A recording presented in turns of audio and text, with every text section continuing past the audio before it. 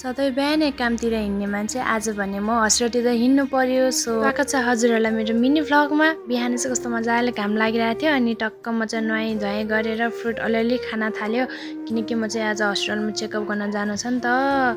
So टक्क ready भएर तल गाडी आइसकेको रहेछ अनि टक्क गाडी चढेर गयौँ र जान लाग्दा चाहिँ रिपोर्ट पेपर बिर्सेछ क्या मैले लान अनि रिपोर्ट पेपर बनायौँ। रिपोर्ट पेपर बनाएपछि म चाहिँ वेटिङमा बसिरहेको थिएँ अनि टोकन लिएर अनि ट्याक्कै मेरो पाला आइदिरहेको के टक्क म टिटी लगाएर डक्टर भेट्न गयौँ र डक्टर भेटेर डक्टरले के भने सब बिर्स्यो तर भोक लागिरहेको थियो अनि टक्क तल आएर चाउमिन खायौँ। मजा डक्टरले के भने कुरा त मैले सबै बिर्सिहालेको थिएँ तर चाउमिन चाहिँ गाउँ खाएँ क्या 2-3 बजिसकेको थियो केही नि खाँदैन। आउँदा चाहिँ मेरो एकजना साथीको हस्पिटल धुलखेल हस्पिटलमा छोरा भएछ क्या अनि सो लड्डु नि खायौँ। सो कङ्ग्रेचुलेसन नानी तिमीलाई। अनि बसमा चाहिँ मेरो नङ हेरिरहेको थियो कि मेरो डक्टरले नङ नपाला नानी भनेको थियो।